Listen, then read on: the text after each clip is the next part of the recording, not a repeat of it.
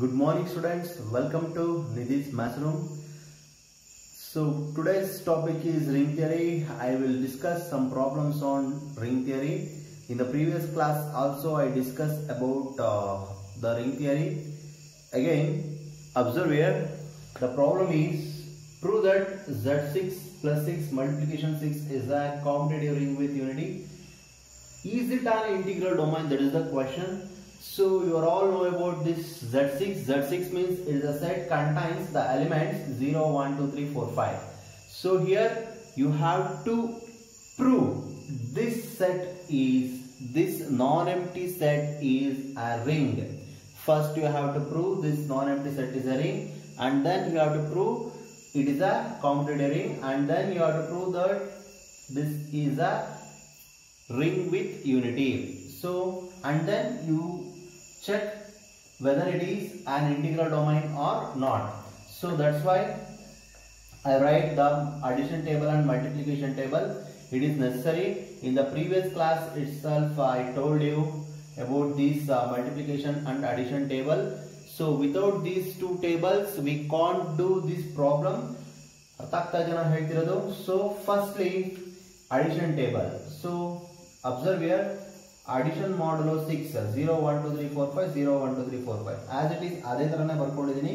Again 0 plus 0 is 0. So ನಾನು ನಿಮಗೆ ಮತ್ತೆ ಹೇಳ್ತಾ ಇದ್ದೀನಿ, ಅಡಿಷನ್ ಮಾಡುವ 6 ಅಂತ ಹೇಳಿದಾಗ 6 ಗಿಂತ ಕಮ್ಮಿ ಬಂದ್ರೆ ಅದನ್ನ ಆಡ್ ಮಾಡಿದಾಗ ಏನು ಬರುತ್ತೋ ಅದನ್ನೇ ಬರೀತೀವಿ. ಸೊ ನಾನು ಓದ್ ಕ್ಲಾಸ್ ನಲ್ಲೇ ನಿಮಗೆ ಈ ಅಡಿಷನ್ ಟೇಬಲ್ ಮತ್ತೆ ಮಲ್ಟಿಪ್ಲಿಕೇಶನ್ ಟೇಬಲ್ ಹೇಳಿರೋದ್ರಿಂದ ಜಾಸ್ತಿ ಇದರ ಬಗ್ಗೆ ನಾನು ಡಿಸ್ಕಸ್ ಮಾಡ್ಲಿಕ್ಕೆ ಹೋಗಲ್ಲ. ಸೊ ನಿಮ್ಗೆ ಯಾರಿಗಾರ ಇದು ಗೊತ್ತಿಲ್ಲ ಅಂದ್ರೆ ನೀವು ನನ್ನ ಪ್ರೀವಿಯಸ್ ವಿಡಿಯೋನ ನೋಡ್ಬೋದು, ಆಗ ನಿಮಗೆ ಇದು ಅಡಿಷನ್ ಟೇಬಲ್ ಮತ್ತೆ ಮಲ್ಟಿಪ್ಲಿಕೇಶನ್ ಟೇಬಲ್ ಬಗ್ಗೆ ಐಡಿಯಾ ಬರುತ್ತೆ. ಸೊ ಇದು ಅಡಿಷನ್ ಮತ್ತೆ ಮಲ್ಟಿಪ್ಲಿಕೇಶನ್ ಮಾಡಲು 6. ಇಲ್ಲೇನು ಕನ್ಫ್ಯೂಷನ್ ಆಗುವಂತ ನೆಸೆಸಿಟಿ ಇಲ್ಲ ಇದು ಮಲ್ಟಿಪ್ಲಿಕೇಶನ್ ಟೇಬಲ್ ಅಲ್ಲಿ, because 2 into 0 is 0, 2 into 1 is 2, 2 2s are 4, 2 3s are 6. If we divide that 6 by 6, then we get a remainder 0. So that's why I write 0. So no problem, ಅಲ್ಲಿ ನಮಗೆ repeat ಆಗಬಹುದು, ಅದರದ್ದೇನು ಸಮಸ್ಯೆ ಇಲ್ಲ, ನಾನು next ಹೇಳ್ತೀನಿ. So ಇವಾಗ ಇದನ್ನ ರಿಂಗ್ ಅಂತ ಹೇಳ್ಬೇಕಂದ್ರೆ ಫಸ್ಟ್ ನಾವೇನಂತ ಪ್ರೂಫ್ ಮಾಡಬೇಕು, it is an abelian group ಅಂತ ಹೇಳಿ ಪ್ರೂಫ್ ಮಾಡಬೇಕು. ಫಸ್ಟ್ ಕಾನ್ಸೆಪ್ಟ್ ಬಂದು ಅಬೇಲಿಯನ್. ಸೊ ಅಬೇಲಿಯನ್ ಹೇಳ್ಬೇಕಂದ್ರೆ ಕ್ಲೋಜರ್ ಲಾ ಸ್ಯಾಟಿಸ್ಫೈ ಆಗಬೇಕು with respect to addition. With respect to addition we have to prove this non empty set is an abelian group. So closure law satisfy ಆಗಬೇಕು. So closure law means ಈ addition table ನಲ್ಲಿ ಬರುವಂತ ಎಲ್ಲಾ elements set ಅಲ್ಲಿ ಇದೆಯಾ ಅಂತ ಹೇಳಿ check ಮಾಡಿ. Exactly no doubt the table contains the elements of the set Z6. That's why the closure law and associative laws both are satisfied. And then identity law. Again observe here, 0 is the identity element, no doubt, because with respect to addition 0 is the identity element. ಇಲ್ಲೂ ಕೂಡ ನಮಗೆ ನೀವು ಯಾವುದೇ element ಜೊತೆ add ಮಾಡ್ಕೊಂಡಾಗ 0 ಜೊತೆ add ಮಾಡ್ಕೊಂಡಾಗ ನಿಮಗೆ ಅಗೈನ್ ಅದೇ ಎಲಿಮೆಂಟ್ ಬರುತ್ತೆ. 0 ಜೊತೆ ಯಾವುದೇ ಎಲಿಮೆಂಟ್ ನ ಆಡ್ ಮಾಡಿ ನಿಮಗೆ ಅದೇ ಎಲಿಮೆಂಟ್ ಬರ್ತಾ ಇದೆ. ಸೊ ಹಾಗಾಗಿ that's why 0 is an identity element. Is it clear? So identity law is satisfied. In what about the inverse law? The inverse of 0 is 0. The inverse of 1 is 5, because 1 plus 5 is 0. ಯಾವುದರ ಜೊತೆಗೆ ನೀವು add ಮಾಡ್ಕೊಂಡಾಗ ನಿಮಗೆ identity element ಬರುತ್ತೆ, ಆಗ ಅದನ್ನ inverse ಅಂತ ಹೇಳಿ ಕರಿತೀವಿ. 5 is the inverse of 1, 1 is the inverse of 5. Similarly, so the inverse of 2 is 4, inverse of 3 is 3, inverse of 4 is 2, inverse of 5 is 1. So like that, every element in the set having an inverse. ಪ್ರತಿಯೊಂದು element ಕೂಡ inverse element ನ existence ಆಗ್ತಾ ಇದೆ. So that's why inverse law is satisfied. Next, the commutative law. The table is symmetrical about the principal diagonal element. Observe here, this is the principal diagonal element. The table is symmetrical about the principal diagonal element. Hence, the commutative law is satisfied. No doubt, it is an abelian group with respect to addition. So, the non-empty set Z6 is an abelian group with respect to addition. Next, to prove it is a ring, we have to prove the multiplication is associative. So observe the multiplication table. The table contains the elements of Z6 only. That's why the associative law is satisfied. Is it clear? So the multiplication table ನಲ್ಲಿ ಇರುವಂತ ಎಲ್ಲಾ element set ಅಲ್ಲೇ ಇರೋದ್ರಿಂದ associative ಲಾ ನಿಮಗೆ satisfy ಆಗುತ್ತೆ. So and then associative law satisfy ಆಗ್ತಾ ಇದೆ based on these two tables, addition table and multiplication table. The multiplication is distributive over the addition. So hence this non-empty set satisfies all the conditions of a ring. ಒಂದು ring ನಾನ್ empty set ring ಅಂತ ಹೇಳೋದಕ್ಕೆ ಏನೇನ್ conditions satisfy ಆಗಬೇಕು ಅದೆಲ್ಲಾ conditions ಕೂಡ ಇದು satisfy ಮಾಡ್ತಾ ಇದೆ.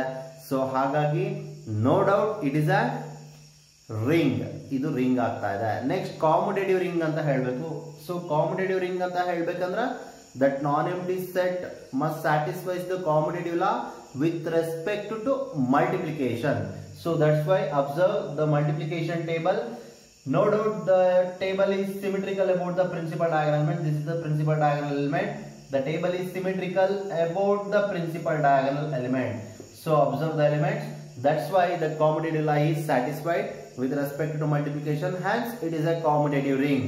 And then what about this ring with unity? So observe here, 1 into 0 is 0, 1 into 1 is 1, 1 into 2 is 2, 1 into 3 is 3, 1 into 4 is 4, 1 into 5 is 5. Again ಇದನ್ನ ನೀವು 1 ಜೊತೆ ಮಲ್ಟಿಪ್ಲೈ ಮಾಡ್ಕೊಂಡ್ರೆ ನೋಡಿ ಇಲ್ಲಿ 0 1 2 3 4 5 ಅದೇ ಬಂದಿದೆ. ಸೆಕೆಂಡ್ ಕಾಲಮ್ ಸೆಕೆಂಡ್ ರೋ ಎರಡು ಅಬ್ಸರ್ವ್ ಮಾಡಿದ್ರೆ ನಿಮಗೆ ಯಾವುದೇ ಎಲಿಮೆಂಟ್ ನ 1 ಜೊತೆ ಮಲ್ಟಿಪ್ಲೈ ಮಾಡ್ಕೊಂಡ್ರೆ ಅಂದ್ರೆ ಮಲ್ಟಿಪ್ಲಿಕೇಶನ್ ಮಾಡಲು 6 ನ ಆಪರೇಟ್ ಮಾಡಿದ್ರೆ ನಿಮಗೆ ಅದೇ ಎಲಿಮೆಂಟ್ ಬರ್ತಾ ಇದೆ. Hence it is a ring with unity, ring with unity ಅಂತ ಹೇಳ್ಬೋದು. ಕಾಮುಟೇಟಿವ್ ರಿಂಗ್ ಆಯ್ತು, ರಿಂಗ್ ವಿತ್ ಯೂನಿಟಿ ಆಯ್ತು. No doubt it is a commutative ring with unity. Next we have to check whether it is integral domain or not. So when to is a non-empty set is a integral domain. So ಅದು first ring ಆಗಿರಬೇಕು. So ring ಆಗಿರೋದನ್ನ integral domain ಅಂತ ಹೇಳ್ಬೇಕಂದ್ರೆ that is a commutative ring with unity. commutative ring with unity without zero divisor ಆಗಿರಬೇಕು. Ring with unity ಆಗಿ without zero divisor ಆಗಿದ್ರೆ ಅದನ್ನ ನಾವು integral domain ಅಂತ ಹೇಳಿ ಕರಿತೀವಿ. So here it is a commutative ring with unity. Is it without zero divisor or with zero divisor? ಅದನ್ನ check ಮಾಡಬೇಕು. ಇದು ವಿತೌಟ್ zero divisor ಅಥವಾ ವಿತ್ zero divisor ಅಂತ ಹೇಳಿ ಚೆಕ್ ಮಾಡಬೇಕು. ಇಲ್ಲಿ with zero divisor without zero divisor ನೋಡಿ ಇಲ್ಲಿ ಅಬ್ಸರ್ವ್ ಮಾಡಿ. 2 into 3 is 2 multiplication modulo 6 3 is 0. So ನಾನು with zero divisor without zero divisor ಗೆ ಹೇಳಿದೆ the product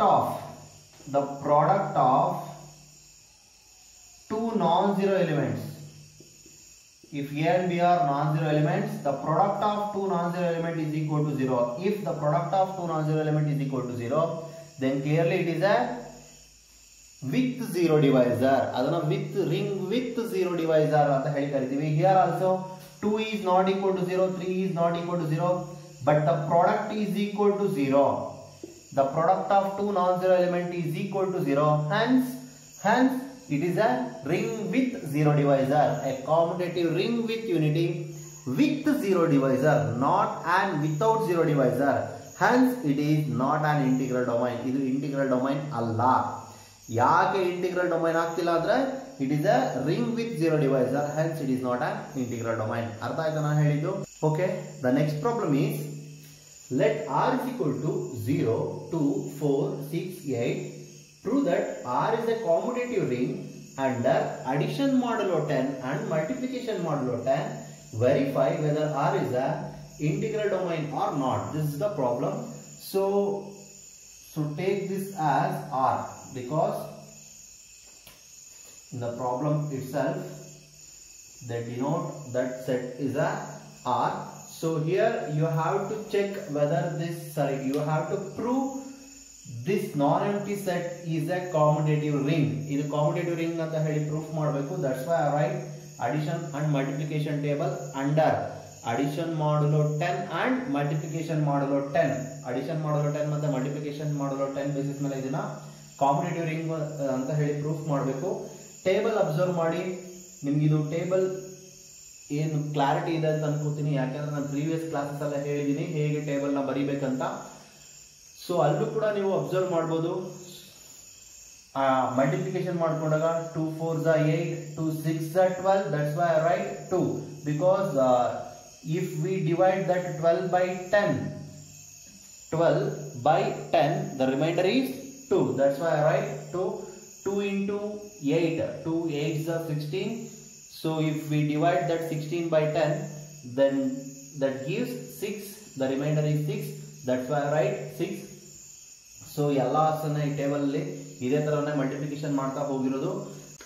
ಮತ್ತೆ ಈ ಪರ್ಟಿಕ್ಯುಲರ್ ಪ್ರಾಬ್ಲಮ್ ನಲ್ಲಿ ನಿಮಗೆ ಇನ್ನೊಂದು ಡೌಟ್ ರೈಸ್ ಆಗ್ಬೋದು, ಏನಂದ್ರೆ ಇದರಲ್ಲಿ 1 ಇಲ್ಲ ಸರ್, ಹಾಗಾದ್ರೆ ಇದು ರಿಂಗ್ ವಿತ್ ಯೂನಿಟಿ ಆಗತ್ತಾ ಆಗಲ್ವಾ ಅಂತ. ಸೊ ನೀವು ಇಲ್ಲಿ ಅಬ್ಸರ್ವ್ ಮಾಡಿ ಮಲ್ಟಿಪ್ಲಿಕೇಶನ್ ಟೇಬಲ್ ನ ಯಾವ ಎಲಿಮೆಂಟ್ ಜೊತೆ ಮಲ್ಟಿಪ್ಲೈ ಮಾಡ್ಕೊಂಡಾಗ ನಿಮಗೆ ಅದೇ ಎಲಿಮೆಂಟ್ಸ್ ಬರುತ್ತೆ. ಸೊ ನೋಡಿ ಈ 0 2 4 6 8 ಇಲ್ಲಿ ಎಲ್ಲಿ ಬಂದಿದೆ ಅಂತ ಅಬ್ಸರ್ವ್ ಮಾಡೋದು. ನೋಡಿ ಈ ಕಾರಣ 0 2 4 6 8 ಅಗೈನ್ 6 ಜೊತೆ ಮಲ್ಟಿಪ್ಲೈ ಮಾಡ್ಕೊಂಡು ನೋಡಿ 0 2 4 6 8 ಅಂದ್ರೆ 2 into 6, 2 ಮಲ್ಟಿಪ್ಲಿಕೇಶನ್ ಮಾಡಲು 10 6 is equal to 2. Again 6 multiplication ಮಾಡಲು 10 2 is also 2.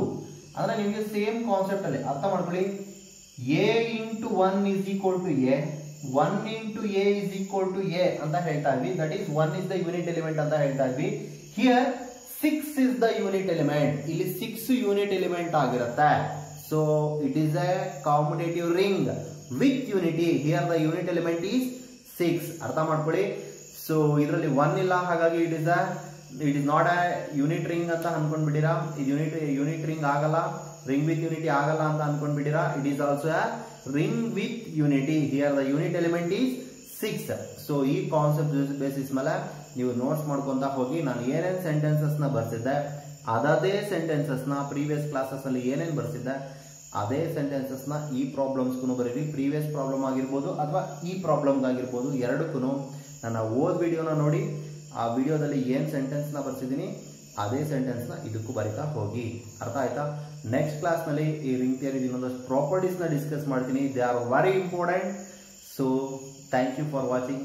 Thank you for and all.